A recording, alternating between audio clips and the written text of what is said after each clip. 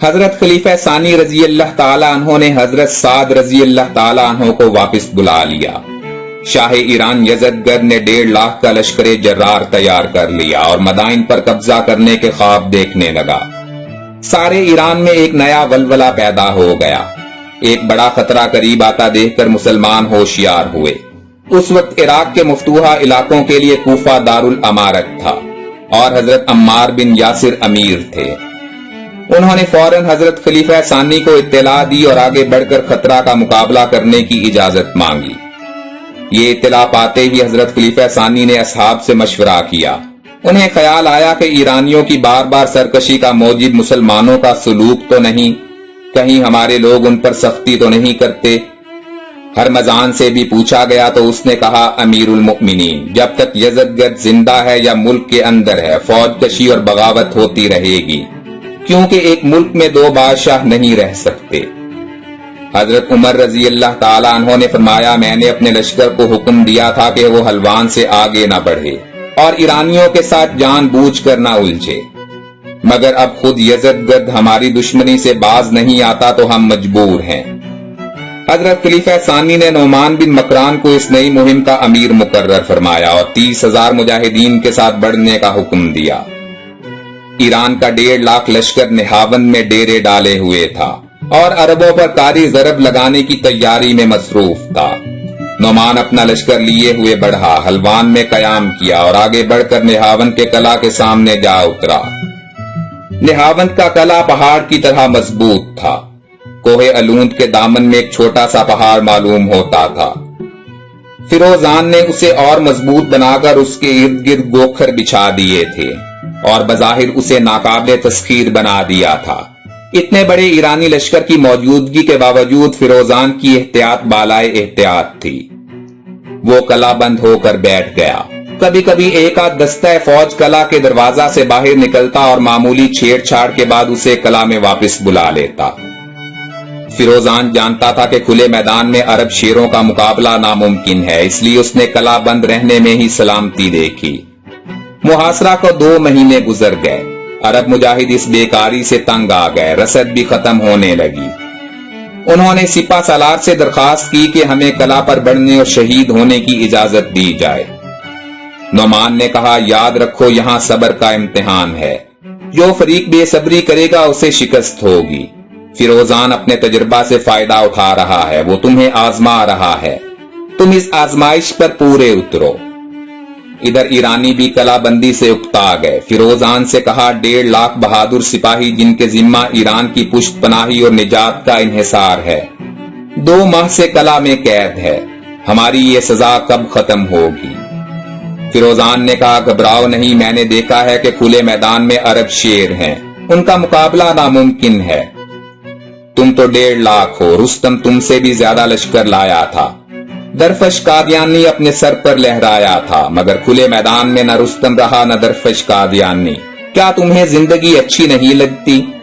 اگلے دن اسلامی سپہ سالار کو پیغام بھیجا کہ کسی دانا عرب کو بات چیت کے لیے بھیجو۔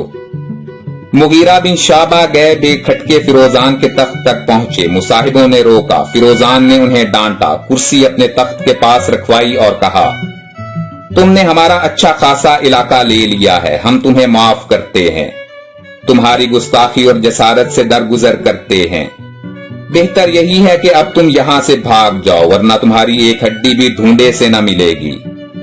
مغیرہ رضی اللہ تعالیٰ عنہ نے جواب دیا، جو کچھ ہم نے لیا وہ ہمارا حق تھا، ہم اپنا باقی حق بھی لے کر رہیں گے، تمہاری رضامندی یا ناراضگی کی ہمیں پرواہ نہیں، وقت بتائے گا کہ کس کی ہڈیاں کھیتوں کی کھاد بنتی ہیں۔ فیروزان یہ سن کر جلا گیا، غصے سے بولا، بھوکے ننگے بدبختو، چند فتوحات حاصل کر کے تمہارے دماغ خراب ہو گئے ہیں، انہیں بہت جلد درست کر دیا جائے گا۔ مغیرہ رضی اللہ تعالیٰ عنہ نے جواباً کہا، بے شک ہم بھوکے ننگے تھے، مگر اب ہم سے زیادہ مالدار کوئی نہیں، پھر ایمان کی دولت سے ہمارے سینے معمور ہیں، خدا نے ہم میں اپنا رسول صلی اللہ علیہ وسلم بھیج کر ہمیں خوش بخت اور تمہیں بدبخت بنا دیا ہے۔ مغیرہ یہ کہہ کر واپس چلے آئے۔ نعمان خاموش تھا مگر مجاہد بے چین تھے۔ انہوں نے پھر درخواست کی، یا امیر بیکاری کی تقصیر کب معاف ہوگی؟ نعمان نے کہا دیکھو وقت آئے گا اور تم اپنے حوصلے نکال سکو گے، اپنے خدا اور حضرت رسول مقبول صلی اللہ علیہ وسلم کی خوشنودی حاصل ہوگی۔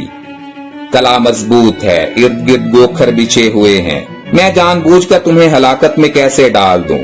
مجھے تمہارا نگہبان بنایا گیا ہے، مجھے حضرت خلیفہ ثانی اور خدا کے سامنے جواب دہی کرنی ہے۔ صبر کرو، صبر کا پھل میٹھا ہوتا ہے۔ خدا سے اس مشکل کے حل کی دعا مانگو، وہی حامی و ناصر ہے۔ طلحہ بن خویلد اسدی کبھی جھوٹی نبوت کا مدعی تھا، مگر اب توبہ کر کے مسلمان ہو چکا تھا۔ اس نے ایران کے معرکوں میں جان نثاری دکھائی تھی۔ اس نے سردار کی تقریر سنی تو کہا سردار ایرانی چوہے اپنے بلوں میں گھسے بیٹھے ہیں، آپ ہمیں بڑھنے کی اجازت نہیں دیتے۔ وقت گزر رہا ہے، یزدگرد زندہ ہے، ایران اور ایرانیت باقی ہے۔ ممکن ہے کوئی اور لشکر تیار ہو کر آ جائے اور ہم پر دوہری مصیبت پڑ جائے۔ اس لیے میری ترکیب یہ ہے کہ کسی طرح فیروزان کو قلعہ سے باہر لایا جائے۔ اس کا طریقہ یہ ہے کہ ہم اپنے لشکر کو ذرا پیچھے لے جائیں تاکہ دشمن یہ سمجھے کہ ہم تنگ آ کر محاصرہ چھوڑے جاتے ہیں۔ اس صورت میں دشمن ضرور قلعہ سے نکلے گا اور ہمارا پیچھا کرے گا۔ جب وہ میدان میں آ جائے گا تو پھر ہم اور وہ برابر ہوں گے، اچھی طرح ہم ان سے نپٹ لیں گے۔ طلحہ کی رائے سب نے پسند کی۔ صبح ہوئی، خیمے ڈیرے اکھاڑے، اونٹوں پر لادے اور واپس چل دیے۔ معمولی سامان وہیں چھوڑا تاکہ دشمن اس واپسی کو گھبراہٹ کی واپسی تصور کرے۔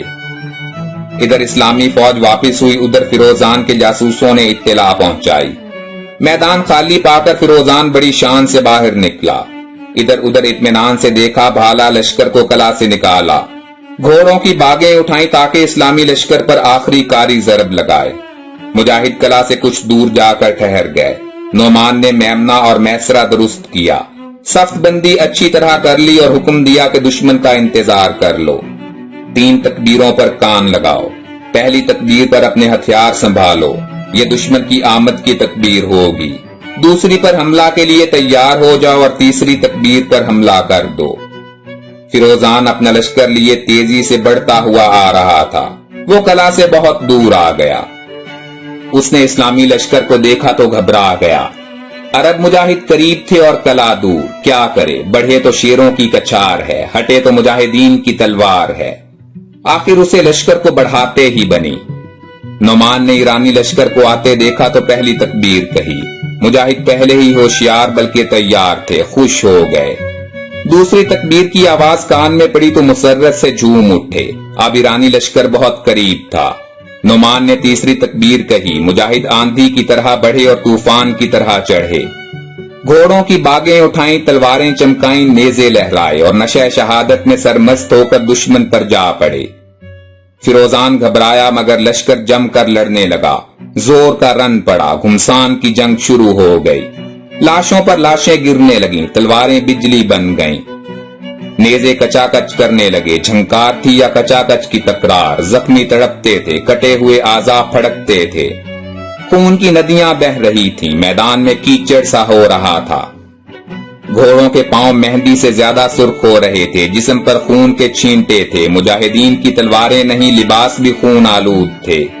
چاروں طرف لہو کے دھارے بہہ رہے تھے اور زبان حال سے الامان الامان پکار رہے تھے، مگر ادھر نہ تو مجاہدین کو خیال تھا نہ ایرانیوں کے دل میں ملال تھا۔ زندگی موت سے بچ نکلنے کی کوشش میں تھی اور موت تلواروں سے بچنے کی جد و جہد میں مصروف تھی۔ کاکا کی تلوار بے قرار تھی، وہ ہر لحظہ دشمن کا خون پینے کے لیے تیار تھی۔ جہاں زیادہ ایرانی پاتی وہیں پہنچ جاتی۔ ایرانی بھاگتے، جو تلوار کی زد میں آتے وہ کٹ کر رہ جاتے۔ وہ ایک شیر تھا جو بھیڑوں کے ریوڑ میں گھسا ہوا تھا، ایرانیوں کو مارتا کاٹتا گراتا بھگاتا، ادھر سے ادھر اور ادھر سے ادھر ہنکائے جاتا۔ جہاں دشمن کا نرغہ دیکھتا اڑ کر پہنچتا اور پل بھر میں پشتوں کے پشتے لگا دیتا۔ ہر مجاہد کی تلوار دشمن کا خون چاٹتی، اسے کاٹتی، مارتی، لتاڑتی، بھگاتی اور ہنکائے لیے جاتی تھی۔ دوپہر تک 30,000 ایرانی کٹ چکے تھے۔ میدان میں ہر طرف لاشیں بچھی ہوئی تھیں، گھوڑے انہیں روندتے تھے، بوٹیاں کٹ کٹ کر ادھر ادھر بکھری جاتی تھیں، مگر ابھی تک میدان کارزار گرم تھا۔ دشمن کے تیر انداز تیر پھینکتے جاتے تھے۔ تلوار کی مار سہنا آسان نہیں تھا، 30,000 کا کھیت پڑا اور مجاہدین کی تلوار کا کاٹ دیکھا تو ایرانیوں کے قدم ڈگمگانے لگے۔ انہوں نے سنبھلنے کی بہت کوشش کی، صفیں ٹوٹ چکی تھیں، دل چھوٹ چکے تھے، بھگدڑ مچ چکی تھی۔ نعمان نے یہ حال دیکھا تو آسمان کی طرف منہ اٹھا کر کہا، الہی فتح کی دعا تو قبول ہو گئی، شہادت کی آرزو باقی ہے۔ یہ دعا تھی یا تیر قضا تھا؟ نعمان کا گھوڑا پھسلا، سواری اور سوار دونوں زمین بوس ہو گئے۔ ایرانی تیروں کی آخری بوچھاڑ آئی اور نعمان کو اپنے ساتھ لے گئی۔ حذیفہ علیمانی نے بڑھ کر جھنڈا اٹھایا اور نئے جوش سے فوج کو بڑھایا۔ نعمان کی شہادت سے مسلمانوں کے سینے سلگ اٹھے، وہ پہلے ہی آفت تھے، اب بجلی بن کر گرے۔ ایرانی کلب پر طوفان بن کر پڑے، فیروزان کو موت کے گھاٹ اتارا، لشکر کو تباہ و برباد کیا، مارا کاٹا بھگایا اور 80,000 کو لقمہ شمشیر بنا دیا۔ ایرانی بھاگے، جدھر کو منہ اٹھا دوڑے، موت پیچھے تھی اور وہ آگے۔ تھوڑی دیر میں میدان میں لاشوں کے سوا ایک ایرانی بھی باقی نہیں تھا۔ مجاہدین نے خدا کا شکر ادا کیا، مال غنیمت جمع کیا اور مبارکباد کے ساتھ حضرت خلیفہ ثانی رضی اللہ تعالیٰ عنہ کی خدمت میں بھیج دیا۔ مشہور اسلامی جنگوں پر سیریز کی مزید ویڈیوز دیکھنے کے لیے ہمارے چینل ہسٹورک انفو کو سبسکرائب کر لیں اور ہر لمحہ باخبر رہنے کے لیے گھنٹی کے نشان کو دبا دیں۔ بشرطِ زندگی جلد ہی دوبارہ ملاقات ہوگی۔ اپنا بھرپور خیال رکھیے گا۔ اللہ حافظ۔